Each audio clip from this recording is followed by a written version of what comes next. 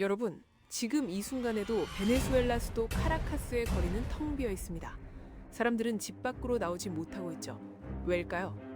바로 어제 미국이 베네수엘라를 침공했거든요. 37년 만에. 한 나라의 대통령이 새벽 1시에 자택에서 미군 특수부대에게 생포당했습니다. 수갑차고 눈 가리게 당한 채로. 그리고 미국 뉴욕의 감옥에 지금 갇혀있죠. 대통령 한 명 잡으려고 최소 40명이 죽었습니다. 근데 여러분, 이게 끝이 아니에요. 트럼프 대통령이 뭐라고 했는지 아십니까? 미국이 베네수엘라를 직접 운영하겠다.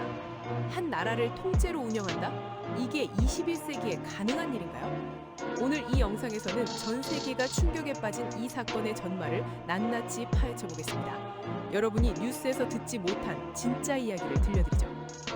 자, 일단 시간을 되돌려 볼까요? 현지 시간으로 1월 3일 새벽 1시, 베네수엘라 수도 카라카스는 고요했습니다. 사람들은 모두 잠들어 있었죠.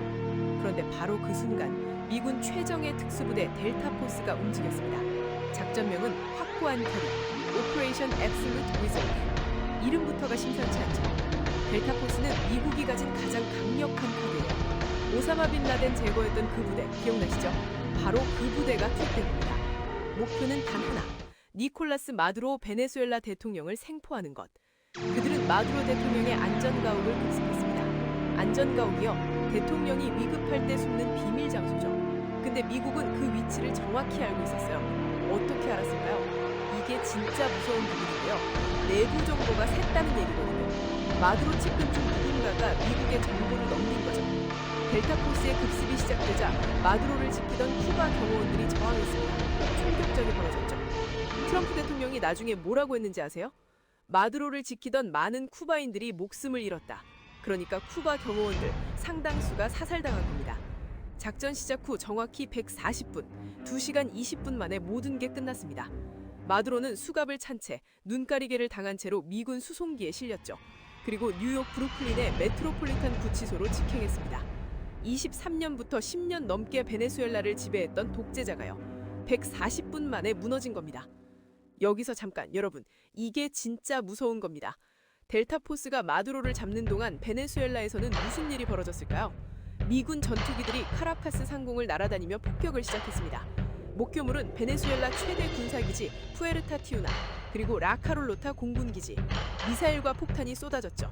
베네수엘라 외교부 장관 이반 힐이 뭐라고 했는지 아세요? 미사일과 폭탄이 민간 및 군사 목표물에 떨어졌다. 민간 목표물이요? 맞습니다. 군사 시설만 공격한 게 아니에요.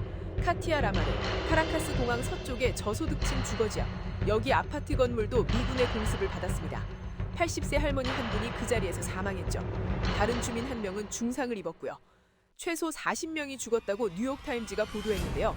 베네수엘라 측 고위 당국자의 말입니다. 근데 여러분, 진짜 숫자는 더 많을 거예요. 왜냐고요? 혼란 속에서 정확한 집계가 불가능하거든요.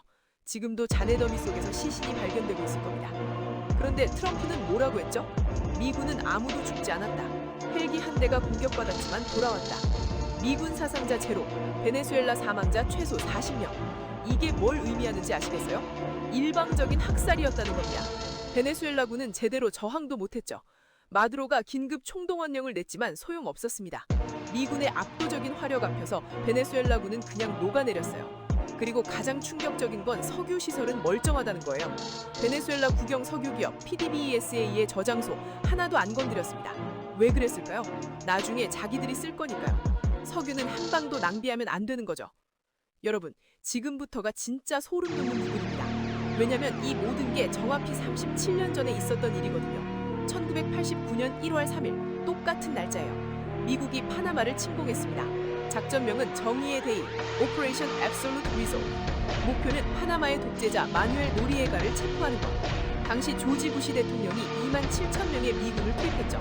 파나마시티를 촉포화시켰습니다. 노리에가는 바티칸 대사관에 숨었다가 결국 항복했고요. 미국 플로리다의 감옥에서 17년을 복역했습니다. 근데 파나마 침공 왜 했을까요? 표면적인 이유는 노리에가가 마약 밀매에 연루됐다는 거였어요. 하지만 진짜 이유는 따로 있었죠. 바로 파나마 운하. 세계 물류의 심장이죠. 미국은 파나마 운하를 절대 놓칠 수 없었던 겁니다. 그래서 노리에가를 제거하는 거예요. 자, 이제 베네수엘라를 봅시다. 똑같은 구도죠. 독재자를 제거한다는 명분. 하지만 진짜 목표는 자원. 파나마는 은하, 베네수엘라는 석유. 심지어 날짜까지 똑같아요. 1월 3일. 트럼프가 이걸 모를 리 없습니다. 오히려 의도적으로 맞춘 거죠. 봐라, 37년 전에도 우리가 했던 것처럼 우리는 또 할 수 있다. 이런 메시지를 전 세계에 보낸 겁니다. 그리고 가장 무서운 건 트럼프의 이 발언이에요. 적절한 정권 이환이 가능할 때까지 미국이 베네수엘라를 운영할 것이다. 운영한다고요? 한 나라를 식민지처럼 운영한다? 이게 21세기 맞습니까? 파나마 때는 그래도 친미 정권을 세우고 물러났어요. 근데 이번엔 아예 직접 운영하겠다는 거죠. 베네수엘라를 미국의 51번째 주로 만들겠다는 건가요? 트럼프는 진심입니다. 그의 눈에는 베네수엘라가 나라가 아니에요. 그냥 석유 매장지일 뿐이죠. 자, 이제 핵심으로 들어가 봅시다. 왜 지금이었을까요? 왜 하필 2025년 1월이었을까? 트럼프가 재집권하자마자 바로 베네수엘라를 친 이유요.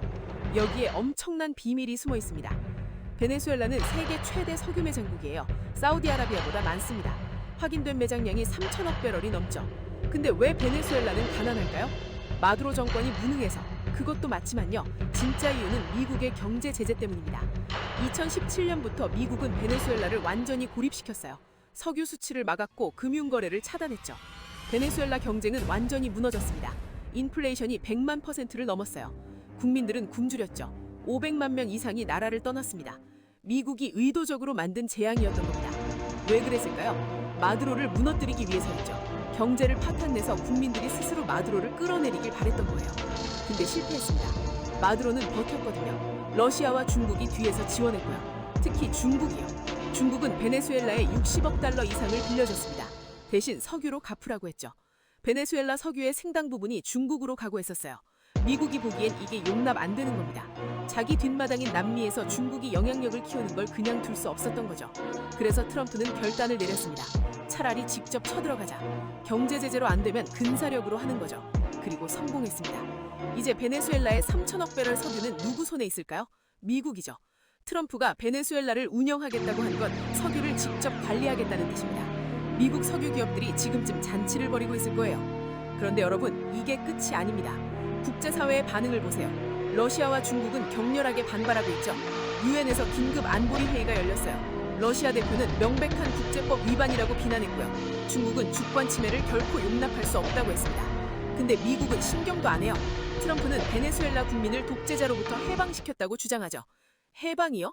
40명을 죽이고 나라를 점령한 게 해방입니까? 더 무서운 건 이게 시작일 수 있다는 겁니다. 베네수엘라가 성공하면 다음은 어딜까요? 쿠바, 니카라과, 이란? 여러분은 어떻게 생각하세요? 마두로는 독재자였으니 제거하는 게 맞다고 보시나요? 아니면 미국의 침공은 명백한 불법이라고 생각하시나요? 그리고 가장 중요한 질문, 베네수엘라 국민들은 이제 행복해질 수 있을까요? 아니면 더 큰 비극이 기다리고 있을까요? 여러분의 생각을 댓글로 남겨주세요. 그리고 이 영상이 도움이 되셨다면 구독과 좋아요 부탁드립니다. 여러분, 오늘도 시청해주셔서 감사합니다.